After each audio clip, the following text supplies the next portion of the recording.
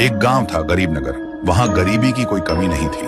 उसी गांव से थोड़ी दूर एक रहस्यमयी झील थी जिसे लोग सोने वाली झील कहते थे। गांव वालों का मानना था कि उस झील में सोने और हीरों की कोई कमी नहीं थी, लेकिन उस झील की रक्षा सुनहरे रंग का रहस्यमयी प्राणी तुंग तुंग करता था। और गांव के लोग दूर से झील में चमकता सोना देखते और कहते, काश हमारे पास भी इतना सोना होता।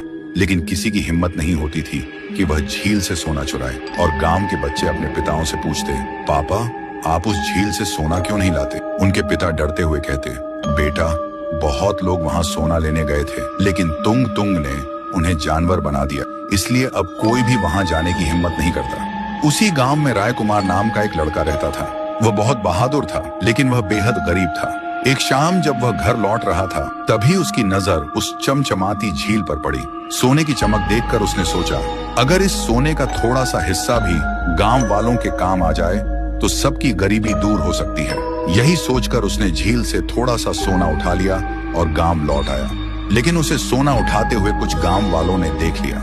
गांव के हरी काका घबराकर बोले, बेटा राय कुमार, ये तुमने क्या कर दिया? तुम उस झील का सोना उठा लाए हो। अब वह रहस्यमयी प्राणी इस गांव में जरूर आएगा। ये सुनते ही पूरे गांव में डर फैल गया। हरी काका इतना ही बोले थे, तभी अचानक आसमान में लाल चांद चमक उठा और उसी पल रहस्यमयी प्राणी तुंग तुंग गांव में आ पहुंचा।